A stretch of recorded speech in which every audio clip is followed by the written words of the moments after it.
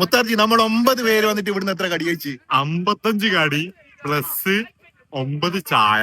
55 കടികളാണ് തീർത്തത് കേട്ടാ. 9 ചായയും. വിശ്വസിക്കാൻ പറ്റണ്ട നിങ്ങൾക്ക്? വേറെ ലെവലാണ് കേട്ടാ. വെറൈറ്റി കടികൾ കിട്ടുന്ന ഒരു സ്പോട്ട് ഞാൻ കാണിച്ചു തരാം. അവിടുത്തെ തിരക്ക് ഞാൻ കാണിച്ചു തരാം. ഈ ഒരു തട്ടുകട കാണുമ്പോ നമ്മൾ ശരിക്കും നമ്മുടെ കുട്ടിക്കാലത്തിലേക്കൊന്ന് പോകും കേട്ടോ. നല്ല ഷീറ്റും ഓലയും കൊണ്ടൊക്കെ മേഞ്ഞിട്ടുണ്ടാക്കിയ ഒരു ചെറിയൊരു സെറ്റപ്പാണ്. ഇവിടുത്തെ ഓരോരുത്തർ പറയുന്ന കഥകളൊക്കെ കേട്ടിട്ട് ഞാൻ ശരിക്കും ഞെട്ടി കേട്ടാ. ഏകദേശം 23 കടികൾ വരെ ഓരോ ആൾക്കാരും കഴിച്ചു പോയ ചരിത്രമുണ്ട്. കഴിക്കൽ മാത്രമല്ല പാർസലുമായി കൊണ്ടുപോകുന്നുണ്ട്.